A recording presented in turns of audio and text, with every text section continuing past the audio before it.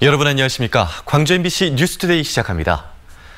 어등산 리조트 골프장이 수익금의 일부를 장학금으로 내놓기로 했지만 7년이 넘도록 이 약속을 나몰라라 하고 있습니다. 광주시가 약속을 지킬 것을 촉구하고 있는데요. 회사 측은 적자를 이유로 버티고 있습니다. 송정근 기자입니다. 광주 어등산 리조트 골프장입니다. 평일인데도 불구하고 주차 공간을 찾기 힘들 정도로 붐비고 있습니다. 도심에서 가깝다 보니 주말은 물론 평일에도 예약이 힘들 정도입니다. 거의 차더라고. 이 주차장 거의 다 차더라고. 보니까 평상시에도 보면은 올 때마다 사람들이 좀 많이 있더라고요. 어등산 리조트 측은 지난 2012년 유원지 조성을 못하고 골프장만 개장하는 대신 수익금 일부를 장학금으로 내놓기로 했습니다. 광주시를 상대로 한 소송에서도 법원은 대중제 9월에 운영 과정에서 발생하는 순수익으로 장학재단을 설립해 계속 기부하라는 강제조정 결정을 내렸습니다. 어등산 리조트 측은 적자가 나더라도 1년에 2억 원씩 기부한다는 각서까지 제출했습니다. 하지만 현재까지 출연한 장학금은 한 푼도 없습니다. 정부감사에서도 이런 상황은 문제가 됐습니다. 2년 전 정부 합동감사에서 이 문제의 책임을 물어 광주시는 기강 경고를, 담당 공무원은 징계를 받기도 했습니다. 광주시는 올해 3월 기부금 납부이행 TF를 구성하고 최근까지 10차례에 걸쳐 납부이행을 공고했습니다. 당초 약속한 바하고 맞지 않기 때문에 그동안에 이행하지 않았던 정부에 대해서 사업계획서를 제출해달라고 재체코를 했습니다마는 아직도 이행되지 않아서. 이에 대해 어등산 리조트 측은 법원의 판결은 순수익을 출연하라고 돼 있는데 당시 공사지연 등으로 발생한 이자 비용과 대중제 특성상 적자가 발생하고 있어 당장 장학금을 낼 수 없다는 입장입니다. 하지만 어등산 골프장은 대중제와 해원제를 따로 운영하지 않고 있어 적자 기준 역시 모호한 상황이어서 광주시에 보다 적극적인 조사가 필요하다는 비판이 일고 있습니다. MBC 뉴스 송정근입니다. 어등산 관광단지 조성 사업과 관련해 이행보증금 납부 문제가 새로운 걸림돌로 불거졌습니다. 광주시에 따르면 우선협상 대상자인 서진건설이 사업 추진을 담보하는 이행보증금을 3단계로 분할 납부하겠다는 방안을 제시했습니다. 서진건설은 전체 사업비의 10%인 480억 원을 현금으로 내거나 16억 원가량의 보증보험료를 내야 하는 상황에서 이같이 제안한 것으로 알려졌는데 광주시는 법률 검토를 거쳐 분할 납부는 불가능하다는 입장을 전달했습니다. 해마다 수백억 원의 예산이 투입되는 광주 시내버스 준공영제를 대수술해야 한다는 주장이 제기됐습니다. 반재신 광주시의회 의원은 임시회 본회의 시정 질문을 통해 시내버스 업체에 연간 630억 원의 재정 지원금을 지원하는데도 재정의 투명성이나 대시민 서비스가 나아지기는커녕 세금만 낭비되고 있다고 지적했습니다. 반 의원은 시내버스 업체의 임원 자리를 사주 가족이나 친인척들이 독식하고 있다며 가족 경영에 따른 재정 지원 폐해 방지와 감사 조례 제정 등 준공영제 개선 대책을 마련해야 한다고 주장했습니다. 오늘 출근길도 쌀쌀합니다. 오늘 아침 광주의 기온은 11.2도로 어제보다 2도가량 더 높게 출발하긴 했지만 여전히 피부에 닿는 공기가 차갑습니다. 요즘 아침 저녁으로는 많이 추워져서 이대로 곧 겨울이겠구나 싶기도 한데요. 반면 낮 기온은 또 크게 오릅니다. 한낮 기온 21도로 어제보다 1, 2도가량 더 높겠고요. 당분간 낮 기온은 20도 안팎으로 유지되겠습니다. 계속해서 크게 벌어지는 일교차에 주의하시기 바랍니다. 날은 맑겠습니다. 특히 남해안 지역을 중심으로 맑고 깨끗한 하늘이 드러나 있고요. 광주 전남 지역에서는 구름이 많이 지나고 있는 상태입니다. 또 밤사이 지표가 냉각되면서 내륙 곳곳으로는 짙은 안개도 끼어 있습니다. 안개로 인해서 현재 곡성의 가시거리는 380m, 해남은 90m까지 좁혀져 있고요. 이 안개는 기온이 오르기 시작하는 오전 9시 이후부터 점차 소산되겠습니다. 날씨 정보였습니다. 전남대병원에 대한 국정감사에서 채용 비리 의혹이 집중적으로 제기됐습니다. 이 병원 간부의 아들과 조카는 물론 아들의 옛 여자친구까지 부당하게 채용됐다는 의혹입니다. 아빠 찬스, 삼촌 찬스도 모자라서 남친 아빠 찬스라는 말까지 나왔습니다. 이계상 기자입니다. 지난해 교육부의 채용 비리 감사 때 전남대 병원에서는 사무국장의 비리가 적발됐습니다.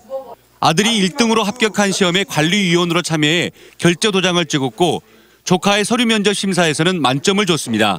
관련한 자격이 없는 조카한테 최고점을 부여했더라고요. 네? 그래서 합격하셨어요. 전남대병원에 채용됐습니다. 이렇게 채용된 아들과 조카는 정규직으로 전환된 반면 사무국장에 대한 징계는 경고뿐이었습니다. 이러니까 대한민국 청년들이 분노하는 거예요. 감사관실에가 한번 확인해 보겠습니다. 이것도 모자라 아들의 옛 여자친구도 전남대 병원에 채용된 사실이 국정감사에서 드러났습니다. 그 10명 합격자 중에 전남대병원 실습 경력 딱 한 줄밖에 없는 사람이 딱 둘이에요. 예? 아드님하고 그 여자친구 보이는 그분 맞아요? 국정감사를 진행하던 교육위원장도 보다 못해 호통을 쳤습니다. 병원장은 의사활동도 해야 되지만 관리도 해야 될 거 아닙니까? 지금 제대로 관리하신 거예요?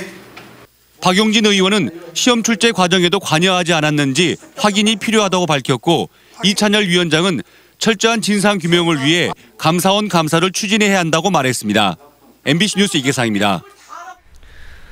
민주노총 소속의 전국 대학노조가 국정감사가 열린 전남대학교에서 기자회견을 열고 지역 대학의 위기 극복을 위해 정부가 특단의 대책을 세우라고 촉구했습니다.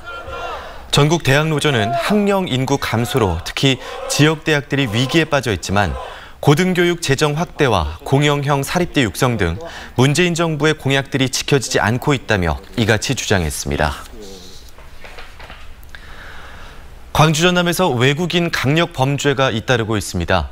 특히 외국인들끼리 다투다가 범죄로 이어지는 경우가 최근 자주 발생하고 있습니다. 보도에 남궁욱 기자입니다.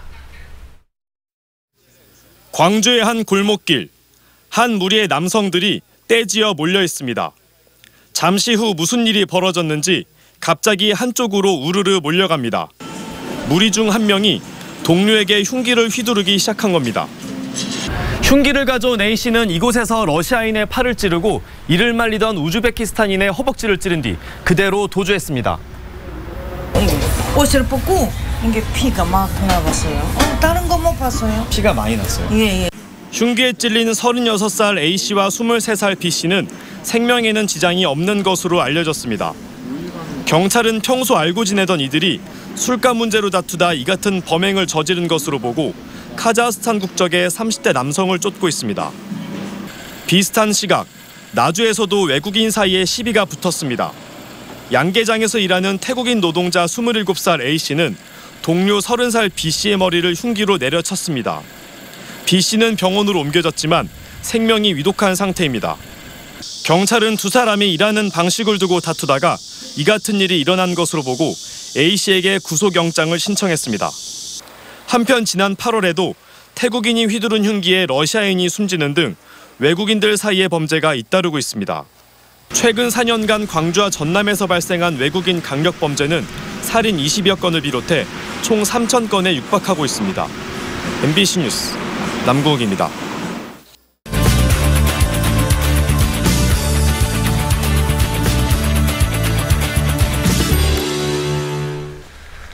검찰이 직접 수사권을 행사하는 특별수사부를 축소하고 그 명칭을 변경하는 안건이 어제 국무회의에서 의결됐습니다.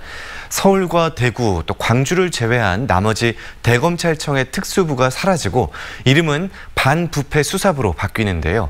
어떤 의미가 있는지 민주사회를 위한 변호사 모임 김정호 광주 전남 지부장과 이야기 나눠보겠습니다. 지부장님 안녕하십니까? 안녕하십니까? 네, 우선 특별수사부가 어떤 부서인지 설명해 주시죠. 일반적으로 우리 고소고발 사건이 있으면 경찰 수사를 먼저 거치고요. 경찰 수사 이후에 검찰이 송치되면 검찰이 수사하는 것이 형사부입니다. 그것이 일반적인 부서이고요. 특별수사부는 고소고발 없이도 검찰이 언제든지 직접 수사에 나설 수 있다. 그래서 특별수사부를 줄여서 특수부라고 부른 것입니다. 인지부서는 직접 수사에 나서 인지부서는 특수부뿐만 아니라 강력부와 공안부도 있지만 그 대표적인 부서이기 때문에 특수부라고 우리가 얘기를 하는 것이고요. 1973년도에 특수부가 생긴 이후에 이제 특수부 축소나 폐지 논의가 나오기 때문에 46년 만에 사실상 이제 반부패부의 명칭이 바뀌면서 대폭 축소되게 된 것입니다. 그렇군요. 그런데 이 특수부가 완전히 사라진 건 아니고 서울, 광주, 대구에는 남아 있거든요. 그 이유가 어디 있을까요? 기본적인 검찰개혁의 방향에서 정치적 중립성이 문제되거나 검찰권의 남용이 문제돼서 완전 폐지하자는 것이 기본적인 방향이긴 하지만 현재 고위공직자나 그 가족에 대해서 범죄를 수사할 수 있는 공수처 설치가 국회에서 그대로 계류 중에 있고 검경 수사권 조정도 전혀 마무리되지 않은 상태에 있기 때문에 고위공직자나 그 대기업 범죄 같은 특수범죄에 대한 그 처벌 형결이 예상되기 때문에 우선은 기본적으로 서울중앙지검과 광주지검, 대구지검 3개 부서에서는 좀 과도기적으로 남겨놓은 게 아닌가 싶습니다. 그렇군요. 그러면 이 특수부가 축소된 것이 어떤 의미가 있다고 보십니까?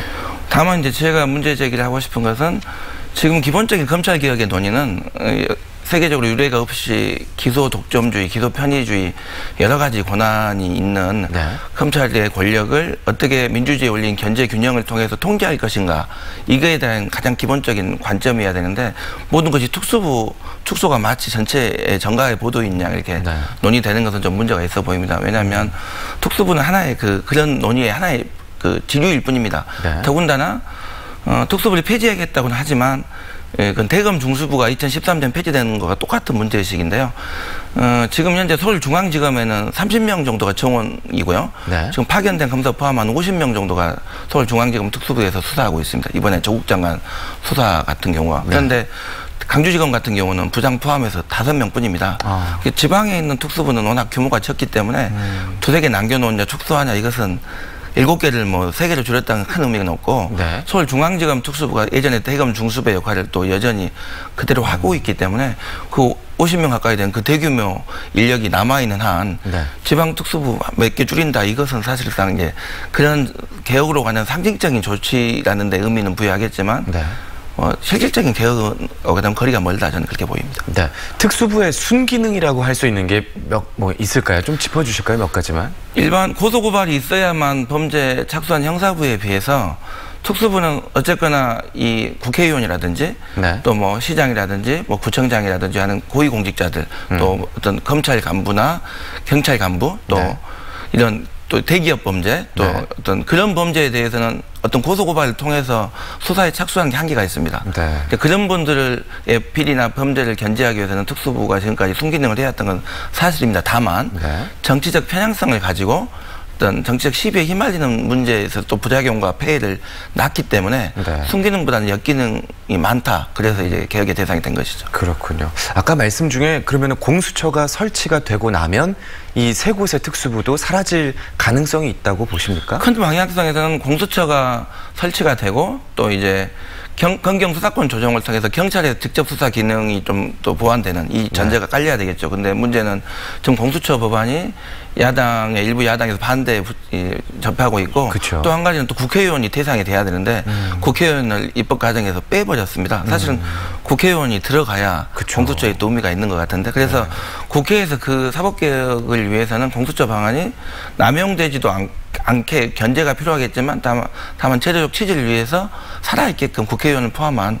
고위공직자가 말 그대로 범죄 대상이 될 수 있도록 법이 돼야 된다고 생각하고 있습니다. 알겠습니다. 그러면 검찰 개혁과 관련해서 앞으로 민변의 계획이 어떤지 간략하게 짚어주시죠. 민변은 기본적으로 어느 기관이 어떤 권한을 갖느냐의 관점이 아니라 어떻게 수사권이라는 것이 조정이 돼야지만 국민의 기본권을 향상시킬 수 있느냐 이 관점에서 접근해 왔고요. 그래서 특수부를 포함한 직접 수사 범위를 축소하는 문제나 수사지휘권의 문제 그리고 검찰의 독점적 영장 청구권의 문제를 계속 논의해 왔습니다. 이런 논의들을 좀 더 합리적으로 끌고 가기 위해서 최근에 제가 내일 전남대 로스쿨에 있는 광주은행 홀이라는 곳에서 7시에 사법농단의 진실을 마주하겠던 이탄희 전 판사를 강연으로 모셔다가 이런 사법개혁 논의 시민과 함께하기 위해서 논의하는 장을 마련했습니다. 네, 알겠습니다. 민주사회를 위한 변호사 모임 김정호 광주전남 지부장과 함께 이야기 나눠봤습니다. 오늘 말씀 고맙습니다. 고맙습니다.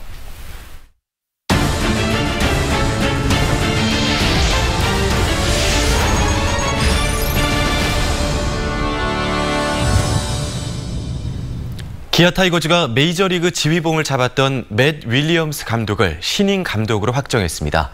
구단 역사상 첫 외국인 감독인데요. 노쇠화가 뚜렷한 팀에 데이터 분석과 전문성 강화 등을 통해 체질 개선은 물론 성적까지 잡을 수 있을지 주목되고 있습니다. 이재원 기자의 보도입니다. 기아 타이거즈는 제9대 사령탑으로 지난 2013년부터 2015년까지 워싱턴 내셔널스의 지휘봉을 잡은 맷 윌리엄스 전 감독을 선임했다고 밝혔습니다. 구단 사상 첫 외국인 감독으로 선임된 윌리엄스 감독은 메이저리그에서 17시즌을 뛴 스타 플레이어 출신으로 지난 2010년부터 지도자 생활을 시작했고 워싱턴 감독 시절에는 내셔널리그의 감독상을 수상하기도 했습니다. 차기 감독으로 국내외 감독을 물망해놓고 고심하던 구단 측은 데이터 분석과 포지션 전문성 강화 등 구단이 추구하는 방향성을 실현할 적임자로 윌리엄스 감독을 선임했다고 배경을 밝혔습니다. 그래서 데이터 분석 좀 활용하는 부분들, 그리고 선수들의 전문 포지션 좀 강화하고자 하는 그런 부분들이 있었는데 그런 구단의 방향성과 같은 기회를 같이 한다는 판단 하에 선임을 하게 됐습니다. 특히 올 시즌에는 지난 2017년 우승을 이끈 주축 선수들의 노쇠화가 뚜렷했고 FA가 되는 안치홍과 김선빈의 잔류 여부도 불투명해 내야수 리빌딩 등 팀의 체질 개선에 적합한 인물이라는 것도 선임 배경으로 꼽히고 있습니다. 오는 17일 입국하는 윌리엄스 감독은 곧바로 마무리 훈련 캠프에 합류해 팀의 훈련을 지휘할 예정입니다. 한편 감독 후보군으로 분류됐던 박흥식 감독 대행은 내년에도 퓨처스 감독을 맡게 됐습니다. 구단 사상 처음으로 외국인 사령탑과 함께하는 기아가 내년 시즌 팀 리빌딩과 성적이라는 두 마리 토끼를 잡을 수 있을지 기대가 모아지고 있습니다. MBC 뉴스 이재원입니다. 연이어 불어닥친 태풍의 영향으로 전국 3만 헥타르의 논에서 벼 피해가 발생한 것으로 집계됐습니다. 다행히 정부가 태풍 피해를 입은 벼를 전량 매입하기로 결정했는데요. 이 매입 기준을 맞추기 위해 요즘 농촌은 어느 때보다 분주합니다. 문형철 기자입니다. 태풍의 직격탄을 맞았던 전남 순천의 한 농촌 마을. 드넓은 논에 다 자란 벼들이 힘없이 쓰러져 있습니다. 태풍이 몰고 온 강풍과 비로 이 일대에서는 60%의 벼가 쓰러지는 피해를 입었습니다. 땅이 마르기만을 기다렸던 피해 농민들은 태풍이 지나간 지 2주가 지난 지금에서야 뒤늦은 수확에 들어갔습니다. 정부가 피해 벼를 전량 매입하기로 하면서 일단 한숨을 돌렸습니다. 벼 세우기도 했고 그랬는데 그래도 피해는 막을 수가 없대요. 그나마 다행이죠. 그렇지 않으면 뭐 어떻게 할 거예요, 이것을. 정부가 매입하기로 한 벼의 수분 함량 기준은 15% 이하. 미국 건조장엔 이른 아침부터 농가에서 가져온 커다란 쌀포대가 줄을 이었습니다. 아침부터 이렇게 많이 들어올 줄은 예상을 좀 못했습니다. 24시간 풀 가동해서 지금 건조를 해야 될 상황이. 태풍으로 인한 벼 피해 면적은 전체 재배 면적의 4.1%에 해당하는 3만 헥타르입니다. 피해 규모가 커 건조할 물량이 워낙 많다 보니 일부 농협은 하루 200톤을 건조할 수 있는 대규모 건조장을 태풍 피해 농민들에게 내줬습니다. 고령사에 접어들었기 때문에 농가에서 이거를 직접 건조한다는 거의 불가합니다. 피해 벼만을 구분해가지고 DSC를 정해서 지금 수매를 하고 있습니다. 태풍 피해 벼의 정부 매입 가격은 공공비축미의 70% 수준. 농림축산식품부는 기재부와의 협의를 통해 관련 예산을 확보할 계획입니다. MBC 뉴스 문형철입니다. 광주 전남 농민회가 태풍 피해 벼의 수매 가격 보장과 등급별 수매를 요구했습니다. 농민회는 공공비축미 1등급의 80% 수준으로 피해 벼 수매가 이루어지지 않으면 저품질 쌀이 시장으로 유통될 가능성이 높아지고 쌀값이 또다시 혼란스러워질 것이라며 이같이 주장했습니다. 또 김장 배추 피해액만 해도 특별재난지역 선포 기준의 4배라며 정부가 특별재난지역 선포를 서둘러야 한다고 촉구했습니다. 국내 최대 규모이자 유일한 국제농업박람회가 오는 17일 농도 전남에서 열리는데요. 농업이 세상을 바꾸는 이야기를 담아내는 이 농업박람회 현장을 문현철 기자가 미리 다녀왔습니다. 올해로 4번째 국제 행사로 치러지는 국제농업박람회 주제는 여성과 청년입니다. 농업의 미래를 책임질 여성과 청년의 가치에 주목하고 이들의 성공 사례를 함께 나누는 장을 마련했습니다. 이번 2019 국제농업박람회는 여성과 청년 농업인을 좀 집중적으로 조명해서 우리 농업에 그동안 이분들이 얼마나 기여를 했는지 또 앞으로 어떻게 기여를 해야 되는 건지를 좀 충분하게 좀 조명을 하고요. 올해 박람회 행사는 여성농업과 전시체험, 상생교류, 혁신기술, 홍보 판매 이렇게 5개 마당으로 구성됩니다. 여기에 12개 전시 판매 체험관과 문희동백 아파 등의 3개 특별 전시도 덧붙여 꾸며집니다.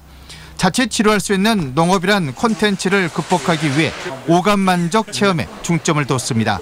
꽃차 만들기, 동물 먹이주기, 드론 경진대회, 달구지 보부상 등 남녀노소 온 가족이 즐길 수 있는 프로그램들을 선보일 예정입니다. 패널 위주 전시에서 실물 위주 전시로 소프트웨어를 확충하여 단순히 보는 것을 넘어 느끼고 체험하는 전시로 준비하겠습니다. 실용을 내세운 박람회에는 20개국 380여 기관, 단체, 기업들이 참가해 농산물 수출 상담과 판매, 농업기술과 정보를 교환합니다.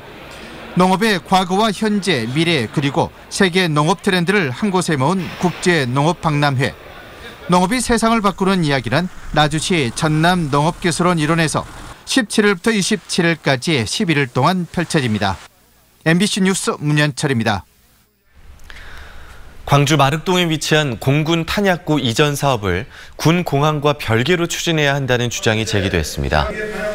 황현택 광주시의회 의원은 임시회 본회의 시정 질문을 통해 마륵동 공군 영해 탄약고 이전 사업이 작년까지 완료될 예정이었지만 군공항 이전과 맞물리면서 중단돼 있다고 지적했습니다. 황 의원은 군공항 이전이 지지부진한 만큼 이 사업과 별개로 마륵동의 탄약고를 옮기고 이 일대 200만 제곱미터 부지를 국제문화교육지구로 개발해야 한다고 주장했습니다. 불공정한 광고 수익 배분으로 지역 MBC가 심각한 경영 위기에 처했다는 지적이 국회 국정감사에서 나왔습니다. 국회 이계호 의원은 방송위원회 국정감사에서 지역 MBC 경영 상황이 2017년 145억 원 적자에서 지난해 522억 원 적자로 3배 이상 적자 폭이 커졌고 올해는 상반기까지 389억 원의 적자를 기록했다고 밝혔습니다.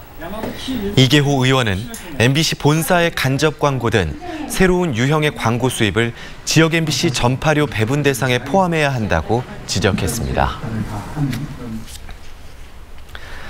고려인 광주 진료소를 후원하는 자선 콘서트가 국립아시아문화전당에서 열렸습니다. 광주시 의사회가 주최한 콘서트에서는 고려인 마을 어린이 합창단과 고려인 밴드 그리고 클래식 연주자들이 다양한 장르의 음악을 선보였습니다. 이번 콘서트의 기부금과 후원금은 고려인 광주 진료소의 의료 환경을 개선하는 데 쓰일 예정입니다. 하천 생태계 변화로 감소했던 섬진강 제첩이 최근 들어 늘어난 것으로 나타났습니다. 광양시에 따르면 2014년 430여 톤이었던 제첩 생산량이 지난해 660여 톤으로 증가하면서 어민들의 소득 향상에 도움을 주고 있으며 제첩 살포를 통한 서식지 확대와 함께 수산자원 조성이 증가 원인으로 분석되고 있습니다. 한편 광양시는 지난해 국가 중요 어업 유산으로 지정된 섬진강 제첩잡이 손틀 어업을 세계 중요 농업 유산에 등재시키기 위해 하동군과 홍보에 나서고 있습니다. 전라남도가 순천만 정원에 이어 담양 중록원을 2호 지방 정원으로 등록했습니다. 담양 중록원은 대나무 원림을 비롯해 문화, 역사, 전통 정원 등이 꾸려져 연간 140만 명이 다녀가는 곳이지만 2005년 개장 이후 15년이 흘러 새 단장이 필요한 상태입니다. 전라남도는 중록원에 2022년까지 200억 원을 투입할 계획입니다. 해남에서도 화상벌레로 불리는 청딱지 개미 반날개가 발견됐다는 신고가 접수됐습니다. 해남군은 지난 6일과 7일 아파트와 운동장에서 화상벌레가 나타났다는 신고가 접수돼 방역 활동에 나섰으며 화상벌레로 인한 피해 신고는 아직 없다고 밝혔습니다. 경기 시흥과 충남 아산, 전남 무안 등 최근 전국적으로 확인되고 있는 청딱지 개미 반날개는 접촉 시에 화상을 입은 듯한 상처와 통증을 동반한 피부염을 일으켜 화상벌레로 불리고 있습니다.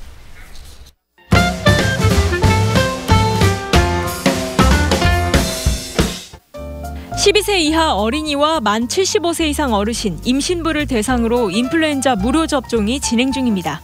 접종은 주소지에 관계없이 관할보건소 등 전국 지정 의료기관에서 할 수 있고 주민등록증이나 국민건강보험증, 임신부는 산모수첩이나 고운맘 카드 등이 필요합니다. 자세한 사항은 예방접종 도우미 누리집에서 확인할 수 있습니다. 익산국토청이 도로 하천공사 관련 기술을 개발 중이거나 보유한 신생 중소기업들에게 기술 시연 공간과 시험 장비 등을 무료로 제공합니다. 신생 중소기업들이 우수 기술을 자체적으로 개발해 놓고도 직접 시공할 공간이 없어 어려움을 겪고 있다는 지적에 따른 건데요. 부지 지원 등을 희망하는 업체는 익산국토청 누리집에서 신청서를 작성해 우편 등으로 보내면 됩니다. 광주시립교향악단이 미취학 아동들을 위한 맞춤형 음악회 시리즈를 시작합니다. 음악 감상과 스토리텔링 해설, 체험활동 등을 통해 어린이들이 음악을 쉽게 이해할 수 있도록 구성하는데요. 이번 주제는 현악기 편으로 그림책 선과 함께 바이올린, 비올라, 첼로, 더블베이스의 아름다움을 감상합니다. 추억 소환 콘서트 보틀라이브 마지막 공연이 이번 주 금요일 주월동 핑크노이즈에서 저녁 7시부터 열립니다. 보틀라이브는 응답하라 1997, 영화 라라랜드 OST 등 추억이 담긴 음악들을 일렉트로닉 팝 여성 듀오 원보틀만의 매력으로 선보이는 공연인데요. 이번 공연에서는 싱어송라이터 로든, 라이브 오와 함께 무대를 꾸미며 무료로 즐길 수 있습니다.